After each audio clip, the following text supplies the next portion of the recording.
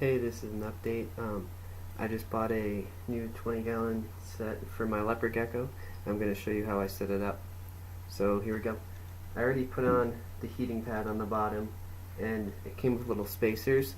I suggest you put these on because you don't want it resting on this cord because the cord will melt and then it'll electrocute and start a fire. So I recommend putting these on it, and then you want some more additional spacing. What I'm doing for that is, when I was at a Bronco game one time, they gave us free cup holders. They're cork. I'm just going to use those underneath to give it the extra space.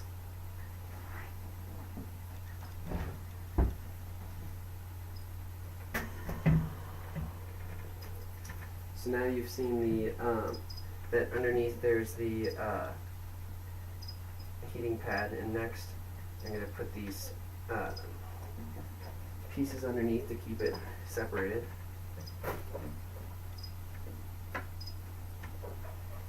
And another thing about the heating pad, when you do put it under, make sure you don't have it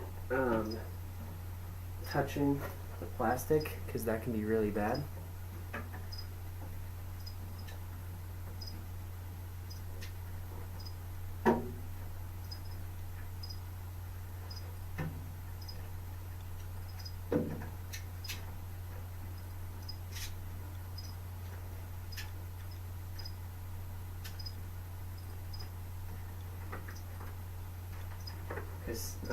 I can't really show you because I'm using a webcam, but it's not putting any pressure on this back cord, so it works perfectly now. Next, I'm going to put in the bedding.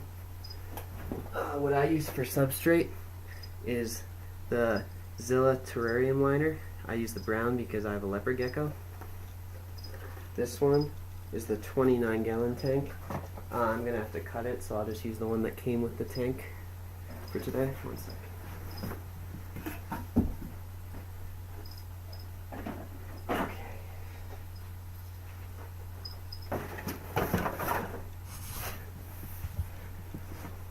Sorry if I'm talking low, it's a school night and I don't want to wake anyone up.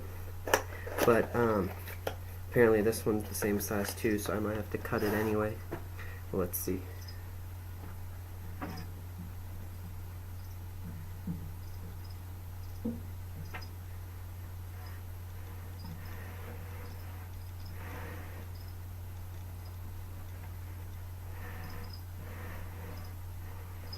Actually, it fits perfectly, so guess I'm good. And a word about your placement of your heating pad. You want this on the cool side. So also on the cool side, I'm going to have a hiding spot for him. That's going to be his hiding spot for the cool side. And then I have another hiding spot for the warm side. And this one will be good for the warm side because he can bask in it.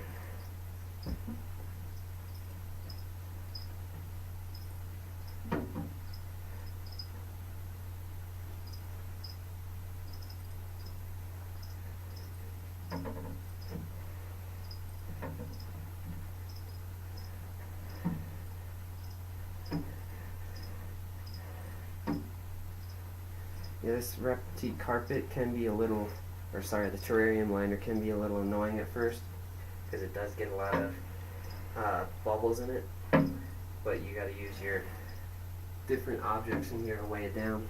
That should be good. Next, I'm going to put in, let's see, I guess next I'll put in his calcium dish, which is just this little thing. Word of advice for different dishes. I use this one now because it came with the set. Before, I was using this one, and as you can see, when I put it down, there's a hole right here, and crickets will go underneath it, and then he can't get to them. So, just as advice, I do that. You get one where there's no holes. And then I have another one of those that came with it in case I need it for a mealworm dish. Next, I'm going to put in the humidity and thermometer.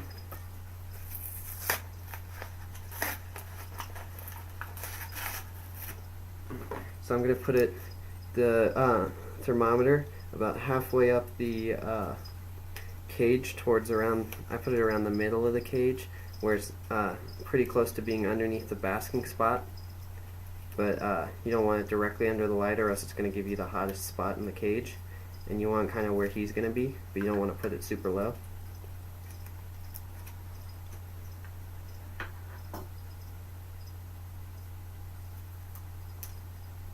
So his basking light's going to be over here. So I'm going to put it probably about right here, halfway up the cage. Just make sure it's all exact. I will probably get a different one in the future because I don't like this one. They're plastic, so they can melt if you put them too close, so you have to be careful about that. This one you don't really need. It's a desert, moderate, and tropical humidity level gauge, but I'll put it in there anyway.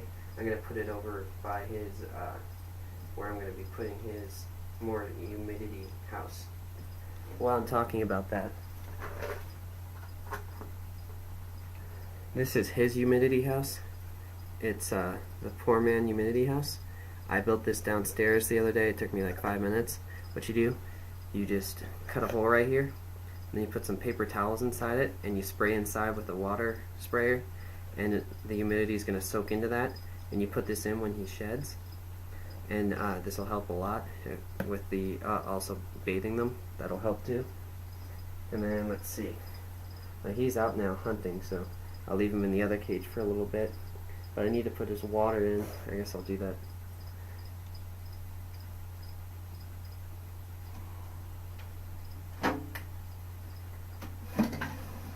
Hey bud, I'm just doing this.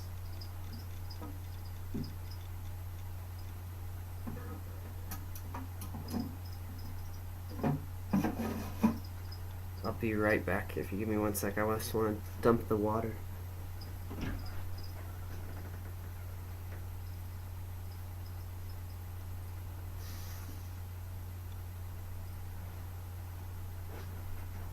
I might as well, since I'm cleaning this cage, clean his water too at this time instead of doing it tomorrow.